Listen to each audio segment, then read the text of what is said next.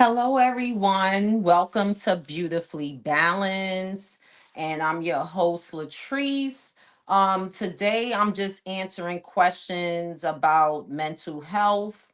And just a disclaimer, I'm not a physician or a therapist. I'm just a mental health advocate and just talking from experience and giving my thoughts on it. And a while back, I had asked for anyone to send in questions or situations about their mental health. So I have a few questions here that I think is great questions so people would know what's going on. And the goal is to break the stigma, talk about it, put it out there so people would know what's going on. Okay, so one of the questions I have is, why do I feel like I'm supposed to be strong all the time, even when I'm breaking inside? A lot of people's going through that they feel like they're going through so much in their life, but they don't have the time, or they feel like they cannot express themselves because they gotta feel like they gotta remain strong. And I look up some research because I was just curious about how why is it that way. So it says because society, culture, and even our families have conditioned Black women to carry everything, everyone's pain, expectations, and burdens. But strength doesn't mean suffering in silence. Real strength is knowing when to ask for help and choosing yourself unapologetically. And I agree with that. Like, you have to speak up and get the help. Like, you don't want to struggle alone. Not to say you want a partner to come on and struggle with you, but you want to be vocal and let people know what's going on. If you don't speak up, how can you get what you want? Excuse me, I'm suffering from allergies. So again, my nose be running.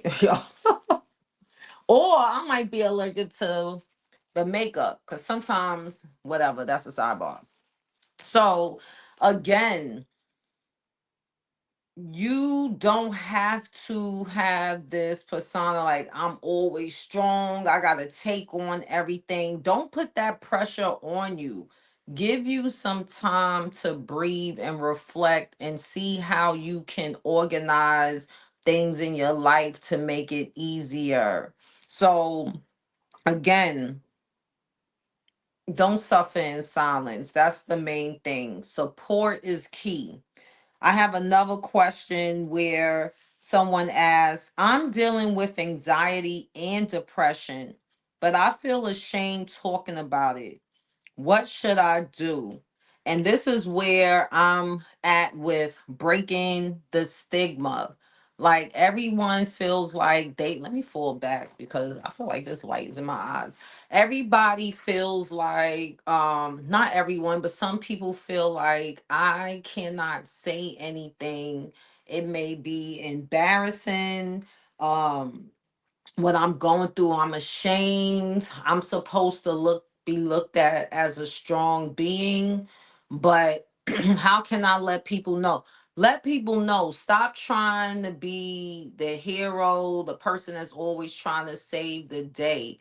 You cannot save the day or do things properly if your mental health is not being taken care of. If you're not giving yourself time to breathe, to strategize, prioritize your life the way you want it. Do not be ashamed. Trust me, you are not alone. That's the whole point of me even being on here, to let people know, like, this is what, people like me, I have mental health, people have issues, and we don't need to be silent about it because it can spiral. It happened to me, being quiet, just pushing and pushing and pushing, and I spiraled to the point I didn't have nothing left. Failing at tasks at home, failing at tasks at work. So again, don't be ashamed. Speak up and try to find help. Another question I have: I've been the caretaker all my life. How do I start prioritizing myself without guilt? Number one, I'm going to say is self care. Practice self care, spa day, take a bath and chill out at home. A self care does not mean selfishness, if that's the word, selfishness. Yeah, it doesn't mean that. Self-care means you have to take care of yourself. The way you strive and try to be strong and take care of others, you have to be that way for yourself. If you don't take care of yourself first, how can you take care of other people? And that's what I'm learning in therapy. And I always go back to this where my therapist says, how can Mama Bear, if Mama Bear ain't right, how can Mama Bear take care of her cubs? And it's a journey, it's a struggle, but you have to find coping mechanisms to get through it. Like going, excuse me, I'm hungry. Like going to, like, I started going back to the gym, which helps with my mental health and it's helping me do my goal. I'm trying to tone up and stuff like that, trying to get back into my passion of, like, I did like a little mini photo shoot in my house. I'm a one woman show. But I did it because it made me feel great. It was I was exercising my creative mind and I was doing something for me. So do something for you. You have to incorporate those things into your schedules or your routine. It can't just be always about everybody or you're gonna fumble. You are gonna fumble. So think about you caring for others and also putting yourself in there that you need to take care of yourself. Another question is, and I get this all the time: what if I can't afford therapy? Or some people say therapy is expensive. There are free hotlines that you can contact. There are medical clinics, mental health clinics that go based on income, low income. There's some that would assist you, period, for free. So, and then you can find groups too. Facebook is good for groups. People reference doctors, or if you need any help, people may have some information you may need. You may have information for someone else. So try those things and look into it. Also, you can use AI apps like ChatGPT. What's an affordable therapist? Is there therapists or any mental health facilities that assist people with no income or low income? And it can provide a list of places in your location. So there's ways to find to get help, mental health assistance, without spending so much money, especially if if you are in financial hardship. And it's not, and it's in I look at it as an investment as well. Like, people think therapy is a quick fix. Oh, I'm struggling with something, let me go to therapy, get it fixed. No, therapy I look at as a part of life, a lifestyle. It helps me get, like, decompress my thoughts. It helps me put things in perspective. Maybe if I was looking at it negative, how to change my mindset on things, how to be mindful of what's going on in my life, and how to take time and pace myself instead of overwhelming myself with 20 million things that's going on, which is not helpful. So therapy helps in other aspects. It's like having a life coach as well, or a business partner. Like, they help you with all kind of things. So don't look at therapy as, oh, it's expensive just to talk. No, it's more than that. Like, you have work to do. It ain't just about talking. Um Another question someone sent in is, I feel like I've lost myself. How do I start finding me again? Okay, so that's something I struggled with. I'm a creative being. I love sewing. I love creating things. And I just going through mental health, I didn't see the light for it. I'm like, I don't see it. I don't feel creative and stuff like that. What you need to do is find one thing, a hobby, something you enjoyed, something you like doing, and put that in your routine.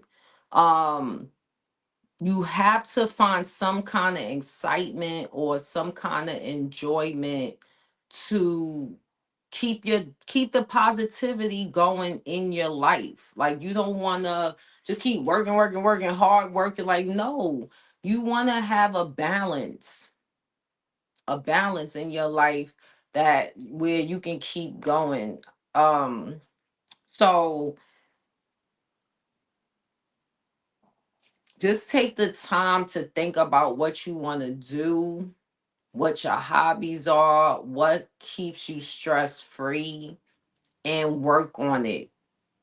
Like I said, I started going back to the gym. I'm trying to easily incorporate it in my routine. I'm not trying to go too hard because I don't want to overwhelm myself. I also want to start doing my fashion stuff and DIY. So I'm pacing myself. Like, I know I gotta clean my office, so be organized first and just incorporate little things, or go out to one of your favorite restaurants or a favorite place you like to hang out with. But put that in your routine. Make it one of your priorities. Don't make it look like, oh, I could do this later because I gotta work, I gotta take care of the kids, I gotta do this and that. No. Put one of your favorite hobbies, even if it's reading a book for an hour, put that in one of your top priorities. And that will help you. And then you slowly move on and stuff. Or you can find social groups to talk to if you want to talk and have a group of people. Another question